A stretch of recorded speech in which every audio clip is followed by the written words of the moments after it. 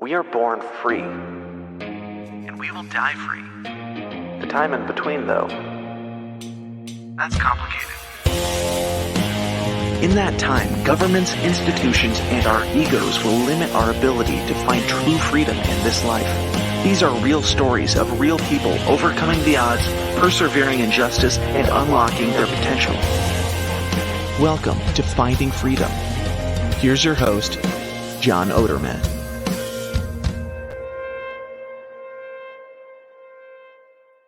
Hey, welcome back to another episode of Finding Freedom right here on the Lions of Liberty Network. Have a great guest to bring you today. Really excited to get into it. We're going to be talking about really the impacts on the restaurant industry, on brick and mortar businesses during the lockdowns. We're also going to be digging into regenerative farming and what is happening in California that has people fleeing. So introduce my guests just in a minute. But before I do that, I want to remind everybody that with most of my guests, I do a bonus segment.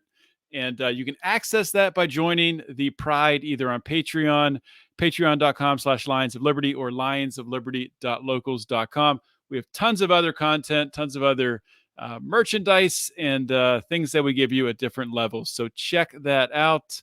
Without any further delay, let me bring in my guest, Mollie Engelhart. And Mollie is a California native. She's been extremely successful in the restaurant industry. Actually co-owns a restaurant with a Freedom favorite, Woody Harrelson, a favorite of many libertarians out there. And unfortunately, though, because of the lockdowns, she's pretty much being forced to flee California because of the impact that it's had on her businesses. Mollie, welcome to Finding Freedom. Hello. Thank you for having me. I think it's so important to talk about these topics and get the message out there in many different ways. It's incredibly important. And, I think as we're now getting a little bit removed from COVID, the lockdowns, everything that happened, actually, I was just talking to some friends 2 weekends ago, hanging out, and, COVID came up, masking came up, lockdowns came up, all this stuff. And one of them said, I've just kind of blocked that out. I don't think about it anymore. And it's like, well, there's a lot of people that are still struggling with the ramifications of what happened there. No, we cannot just block it out. I mean, Yeah. we can never forget actually what was done to us, because the reality is that we have given everything. Those of us who own businesses, I worked for 13 years, almost no days off. I waited till I was 37 to have my first child. I gave everything that I have in the world to my business, and I was going to sell it for $31 million in early 2021.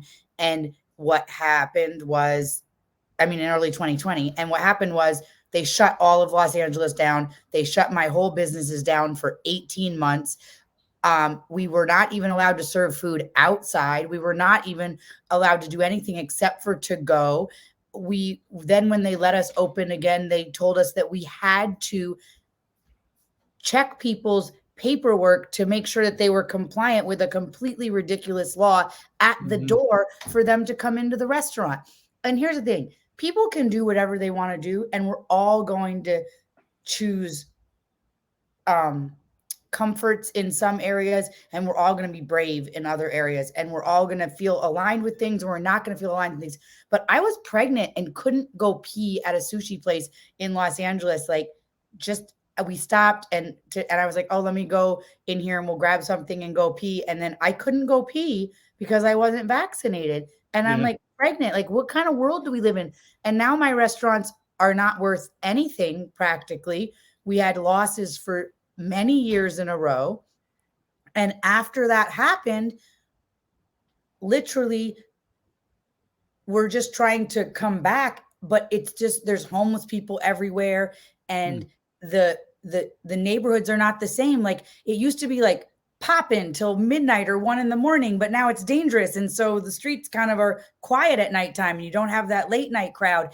It's not just one thing or another. We've also retrained people. People don't go out to eat anymore. They order to go from their phone, and we've traded our resilience for convenience in so many ways, and the ripple effects are not even beginning to be felt.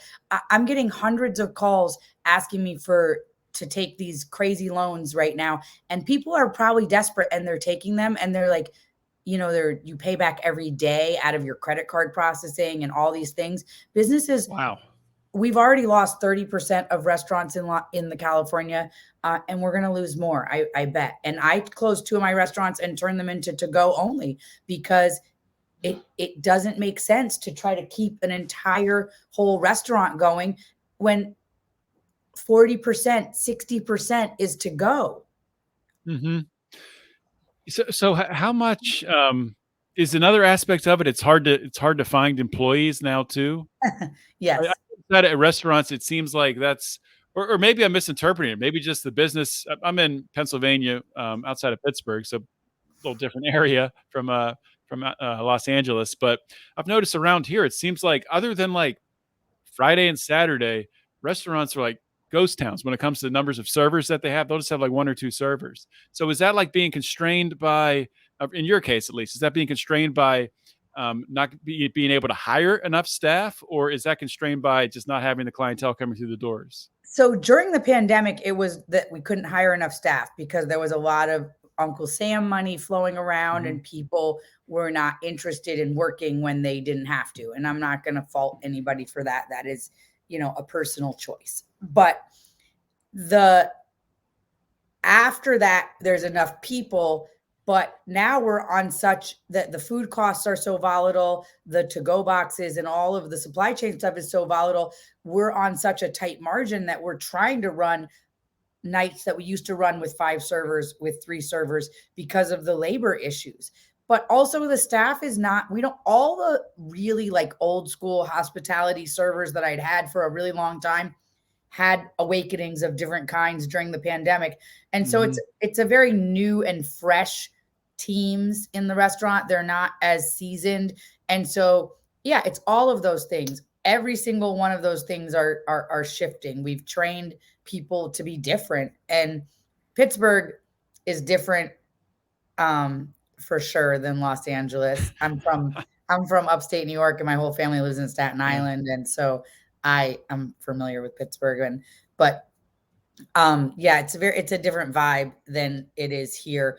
I mean, basically there was no resistance here as far as I can tell through the whole thing. It was just, we're just going to go along with it. Oh, it's not a big deal, and it's not this, and so people were just okay with how it was. And I thought it was crazy that we were just shutting down. Like, this is my personal business that I have worked at for years and years, and now I'm not allowed to have it be open. It doesn't make sense. And Yeah. for some reason, why did people think it all made sense? Like, when you're sitting down, you have to wear, when you're standing up, you don't have to wear a mask. You're sitting down, you do have to wear a mask.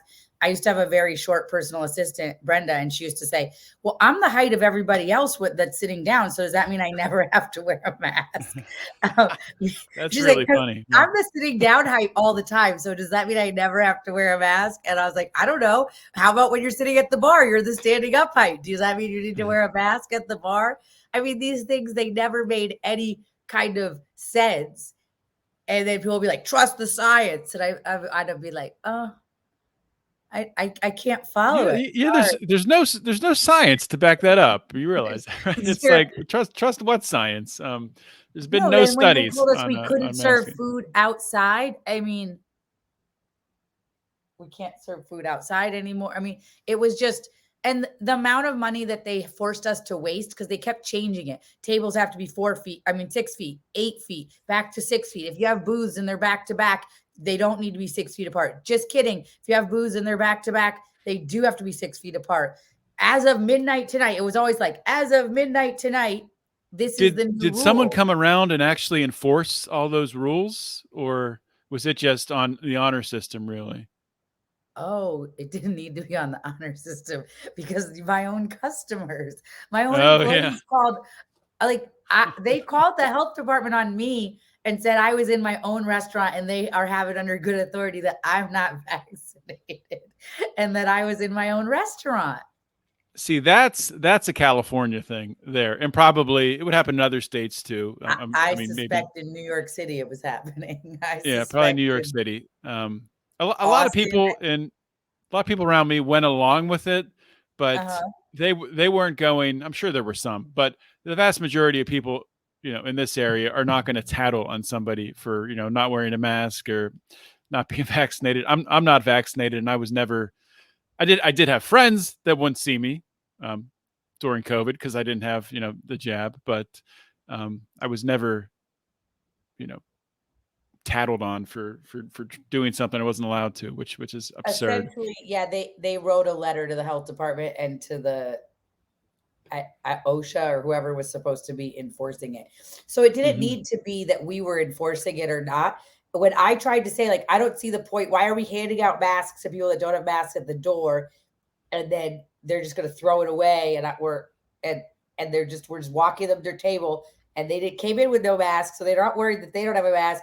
Now you want them to put on a mask and then sit down 4 steps into the restaurant at a table and take it off and throw it away. To me, it seems like an environmental disaster. Why are we doing that? My staff was like, I feel you're trying to put my life in danger. And so I had serious conversations with people like, yeah, I'm concerned that you don't really, value my life with your stance. And I'd be like, oh. And I felt like I was That's fighting. scary. That's scary, I right? Because felt like I was the fighting for propaganda. humanity to have choices in life. And they felt God, like I yeah. was trying to kill them. That's really scary because you realize how strong the propaganda is, and how they're able to force it out for something so crazy that even the people who were doing it, who were really strict about putting that mask on and taking a bite or taking the mask off, taking a bite, putting it back on, there's no way those people believed they were actually protecting anyone or themselves. The vast I mean, majority. I don't believe that. I think they did believe it. I'm a farmer as well as having a restaurant, and people would come to the farm and do a farm tour with masks on. And I gave someone a farm tour last week. Oh, geez. No, the week before last with a mask on. I'm outside in the middle of the country. Beautiful. And I would always say to people, like, I invite you to breathe in the microbiome of this air. It's clean Hmm. and fresh, and important for us to breathe air of different environmental areas so we can get the microbiome in our body that keeps us healthy. But I don't know. What am I going to do with people? So speaking of microbiome and getting healthy, you're a regenerative farmer. So first, I do want to dig into that a little bit.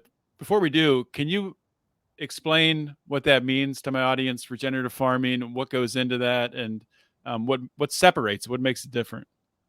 Yes. So regenerative farming is basically 6 principles that is for soil health. And the concept is that our soil, 25% of all life on the planet lives in that top 8 inches of topsoil. And we are not in a like climate change, like fear mongering, let's sell some electric cars kind of way, Hmm. but in like a legitimate, like we're having a collapse of that life in the top 8 inches of topsoil. And so regenerative farming is about building that life back up and taking care of the soil. And then the soil takes care of our food, and then the food takes care of us. And Hmm. the principles are around no till or low till, no chemical inputs or low chemical inputs, and agroforestry, integrating perennials, more perennials, less annuals, integrating animal agriculture. So doing holistic planned grazing or mob grazing or strip grazing, where you put a lot of animals in a small amount of space and you move them every day. And you could actually have far more head of cattle on a property when you're doing the strip grazing because you're moving them every single day. You move them every day. They eat, they pee, they poop, they fertilize in a concentrated way, and then they go to the next place. And so they probably eat 40%, they trample the rest, and then it grows back. And if you imagine and you think about buffalo or caribou or whatever, and imagine, or even zebras in Yeah. Africa, that's how they travel in a big pack. They're there and then they move and they move and they move. And so that is what supports the grasslands. And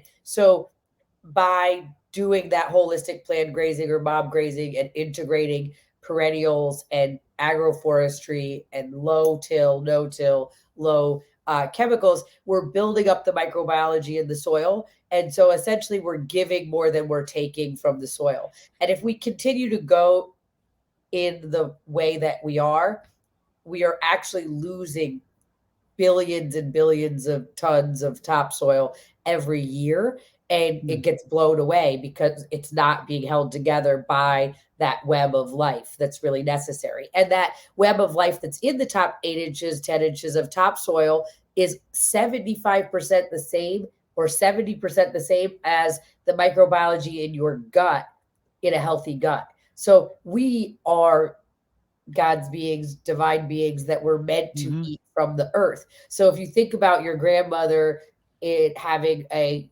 garden in her backyard in Pittsburgh or wherever, and then she took a cabbage, she rinsed it off, she chopped it up, and then you had coleslaw, or you made cabbage and bacon or sweet and sour cabbage. There was no dipping it in bleach. There was no sterilization. There was no whatever. And then whatever parts she didn't use, she threw in a bucket and then it went back out into the compost.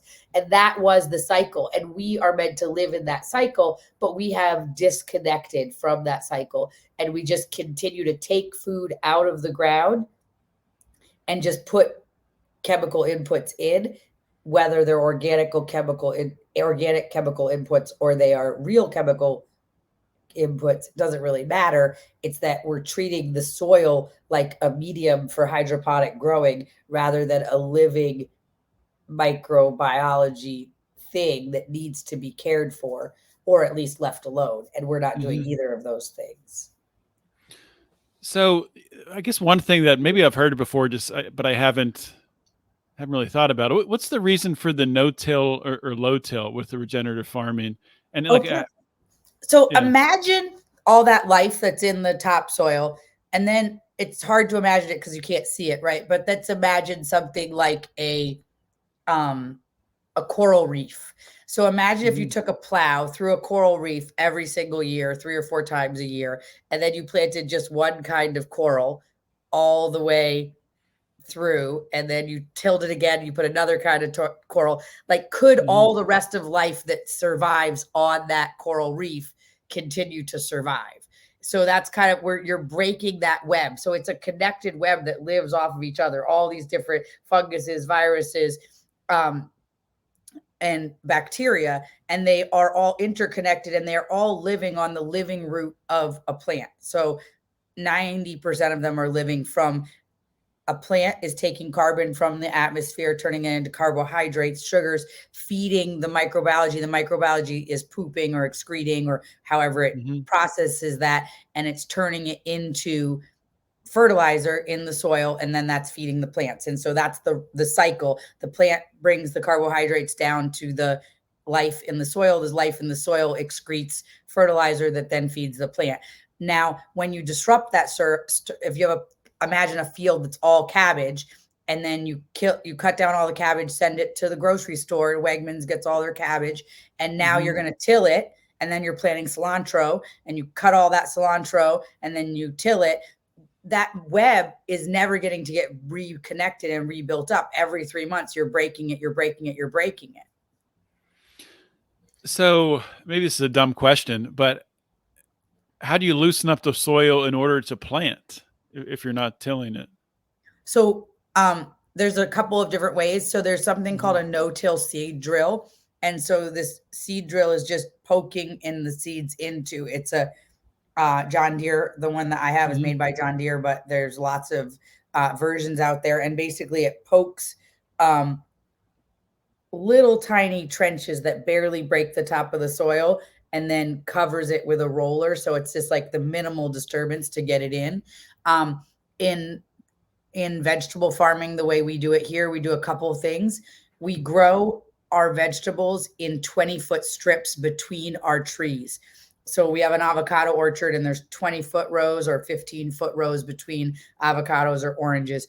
Now, in that underneath the avocado trees, we have 2 rows of avocado trees very close together, and there's grass or cover crop and pollinators and those avocado trees.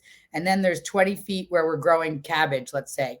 So when we pick the cabbage, the microbiology can escape to the perennial borders, and then we replant something else, but we don't till it anyways. We use a flail mower, cut it down to nothing, and then we add more compost on top. We call it the lasagna method. So we're always adding another layer to the lasagna, and then we're planting into that softer topsoil that we've added from the compost. Okay. But And there's then the many plants different. are still growing down into that top, Yeah, top there's 8 growing inches of down the in. ring.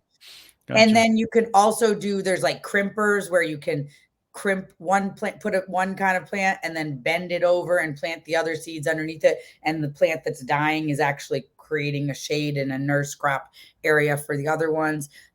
You can plant, there's many different ways that you can do this. You can do successive planting. So you plant multiple things at one time, but then some of them are going to take 9 months to be done, and some of them will be done in a few weeks or 30 days. And then you're doing much less disturbance because you have this successive planting as the things are growing. All right. Interesting. I'm familiar with regenerative farming and the concept you talked about, but I haven't, I've never, for some reason, I haven't questioned the tilling. That's pretty There's interesting. a film on Netflix right now called Kiss the Ground that was put out by my brother, started a nonprofit. And you spoke about Woody Harrelson earlier. He's the narrator, but it digs into how soil health really is the most important factor. And we do a lot of scare tactics around every kind of other thing about the environment, and soil is largely ignored. So you mentioned Woody Harrelson. Do you still own a restaurant with him? Yes, it's one of the restaurants we transitioned to a to-go only, and that just happened 2 months ago. But yes, we still own a restaurant in Culver City together. And what type of restaurant is that? What's the fare? It's a vegan restaurant. Okay. Vegan. I'm not vegan, but I'm sure it is delicious. I'm sure it's incredible. 80% of my customers are not vegan, so I always say I'm not a didactic person. I don't think there's one lifestyle for everybody. There's not one food for everybody, but I make really good food. So I always say, like, I promise you're going to enjoy the food no matter what. I hate not good food. So I don't care, what it's made out of. I don't like food that's not delicious and not mindfully taken from the earth. Right. So you're leaving California right at the end of this year and moving to where? What's your plan? I'm moving to Texas. I'm one of those Californians that are moving to Texas. And I assume do you have plans to open up restaurants in Texas then? We're doing a really interesting project in Texas. We bought several hundred acres of land outside of San Antonio in a small town called Bandera. And we are building a retreat center, hospitality, 30 tiny houses, on-farm brewery, destination brewery, all on a regenerative farm. And the plan would be that people come. It could be anything from a conference to a retreat to a wedding to a family reunion, and enjoy the farm, enjoy everything that we have to offer, get brewery tours, get farm tours, and have the farm to table dinners and meals and all of that. That's a great idea. Is that something that you've seen done somewhere else, or is that sort of a unique idea that you had? Well, I mean, there's like super fancy versions like Flora Farms in Mexico and stuff like that. But this is going to be a little down from there, but it is going to be really cool. And we're actually raising money for the project right now. So if you are interested, I can send you the deck.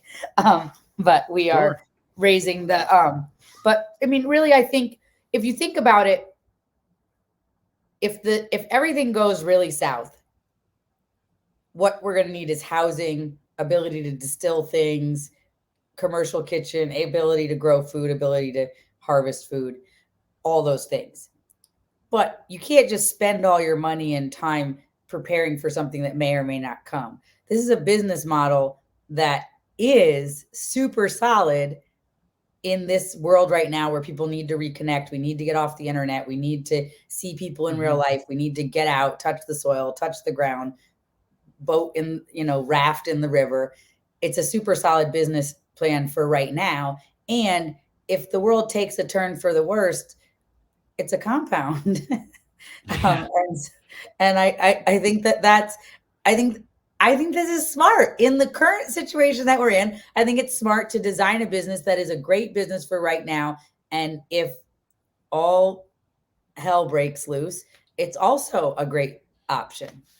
Yeah, I'm a risk manager in my day job. So as a risk manager, that is a perfect contingency plan you have set up there to turn your regenerative farm retreat into a compound when the shit hits the fan. I love that. You just make sure you have enough guns and enough water and enough seeds, and you're good to go. What's the raw milk situation in California? I know that it's regulated differently in every state. Pennsylvania, I have to get my raw milk. I like pick it up behind a church. It's like it's legal, but it's like this weird situation where like only some people can produce raw milk. Is it even allowed in California? There's 2 producers in California that are legally producing raw milk. That otherwise you have a herd share. So I have a herd share. So multiple people own my cows with me. Yeah, And I've heard of that.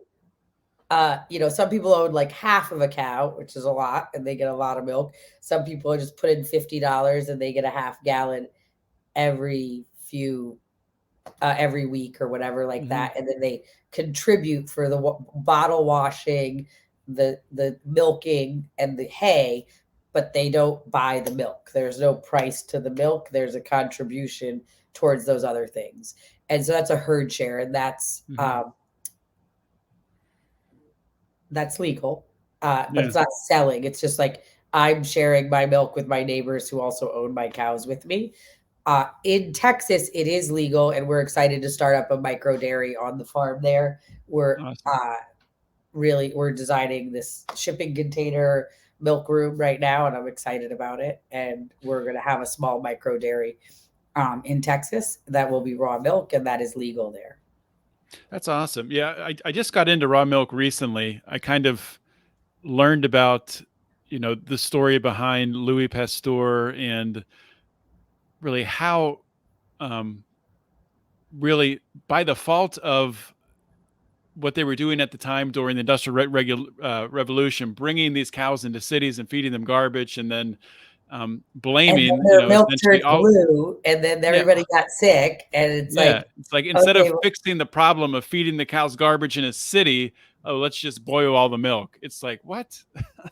it's Crazy. crazy. And milk is, raw milk is a superfood, and Hmm. hyper pasteurized milk is garbage. And so it's like people will tell you these statistics about why milk is so bad for you, but they're right because they're talking about ultra pasteurized milk and it is bad for you. But how could milk be bad for you? Like I literally before I got on here was breastfeeding my 3-month-old. Like it is God's thing made perfectly for to grow humans or to grow cows or to grow. It has all of the microbiology to set up a healthy gut. That is what milk is made to do. Is to set up a creature to have a healthy gut ongoingly. My kids this morning put organic hot chocolate mix in their cup, walk outside while their big brother is milking the cows and squirt the cow milk right out Oh, of the that's cows awesome. and drink and make their baby Cheetos, which is milk and hot chocolate mix. But I mean, I think there's nothing better than warm raw milk right out of the cow. That cow is living in the same environment they are, producing antibodies to fight everything that's in the environment that they are. Hmm. Yeah, that makes sense when you just take a minute to think about it. I've heard people say, well, pasteurization gives such a long shelf life and it's good to have a long shelf life and the milk lasts longer. It's like, once again, well, you only need the long shelf life because of this situation we've created with these long supply chains. If you're going directly to a local farmer, you don't need a long shelf life. I mean, Yeah, and my milk lasts. I mean, we tell people 5 days, but it lasts much longer than that. And here's the thing: you can you freeze want a it longer. too, right? Yes, but if you want a Yeah. long shelf life, make yogurt, make butter. It has a longer shelf life, and you can Hmm. still have. That's still the raw product. And then if it starts, if we have cream or something that starts to be past its date or coming up to its date, we make ghee, which is clarified butter, and that's super healthy as well. Yeah. So I'm sure you've gotten this question before with regenerative farming. Um, is it scalable to the point that really, like in the United States, that we could scale it up and survive and feed everyone with regenerative farming? The meat part is 100% scalable, Hmm. and I'm in the investigation of the vegetable part. There's only a few regenerative vegetable farms, so we're out on the skinny branches here trying to figure it out. But the meat part is 100% scalable, and the meat and integrating animals and then growing grains in between the grazing of animals, it's 100% scalable. In fact, regenerative farmers are able to have more bodies on the ground, more hooves on the ground than a traditional farmer because you're moving the cows every single day. So the grass is getting a Don't chance. tell that to the climate alarmists. Don't tell that. That's not going to help. Oh, I know they love to blame the cow farts. No, no, and literally, there's nothing better for the environment than bovine on grass, as long as it's being well managed. If you just let them languish on a pasture and never move them, it's not okay. But if you move cows every day, you take your pasture and you strip it out and you move them every day, every 2 days, and you do that, you can have double the cows on the pasture, and B, it's regenerating the soil. It's building more humus in the soil. It's adding carbon to the soil. It's pulling carbon out of the atmosphere. Like there's literally nothing wrong with it. And I'm a vegetarian, and nothing wrong with it is ideal. There's nothing better for the planet than bovine on pasture. Yeah. And So and and I'm just curious. And you don't have to answer if you don't want to. But what led you to being a vegetarian? I've never eaten meat. My mom was a vegetarian. Oh wow. Okay. So I was raised that way. My brother, who started Kiss the Ground, the big nonprofit for regenerative agriculture, he's 43, just started eating meat this last 3 years of his life or 4 years of his life. But I've not decided to. I mean, my husband is Oaxacan from Mexico. I mean, he eats meat in every meal. It's like not a meal if there's not meat, but it just doesn't resonate with me. But I think it's largely driven by your blood type. What do you mean by that? I think if you're an O blood type, you cannot be vegetarian and be healthy. And I think that if you're an A blood type, you lean towards being more vegetarian, pescatarian. And I think that there's not one diet for everybody. And the idea that we would think that there's one diet for everybody is crazy. Like not everybody's going to do paleo. Not everybody's going to feel like the smell of some. I mean, I walk downstairs and there's bacon cooking and I'm like, ugh. And everybody else is like, oh my God, that smells so good. Right. Yeah. So like, my body is not craving whatever that is. It's not asking for it. But I have kids, 2 of them eat meat, or two don't eat meat and 1 does. It was not any like push one way or the other. My husband does and I don't. But Rio, my oldest, literally was like 3 years old, and he just was like, saw the steak on the grill and just wanted whatever that is, I wanted in my mouth. And so I think it's important for us to recognize, but I think that eating foods should be whole foods, whatever they are. They shouldn't be processed. And so whatever people are eating, as long as they're the whole form of the thing, not enriched and made into something else. And, all the things we do. And we shouldn't be eating seed oils. And so, that leaves animal fats, I think, look back at the health of people when there was tallow and lard and butter were the primary fats and olive oil. Well, will you eat something that was cooked in tallow though? No. No, yeah, I didn't think so. No, I won't. I mean, it's not. Yeah. My husband always says not yet, and he's probably right. Though, I mean, there's probably a time when I will. It's not. I haven't gotten there yet. So what oil do you typically do? You cook with avocado oil or I guess olive oil or? In my restaurants, we cook with grapeseed oil and rice oil and olive oil. And at home, we have our own olive trees here on the farm. So we cook with our own olive oil and then butter from our own cows. Cool. Okay. Yeah, because there's with avocado oil. I don't trust it.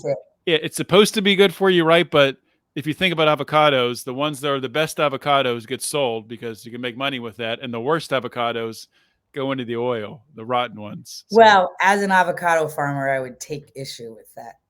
So is that not true? So yeah, that's just what I hear.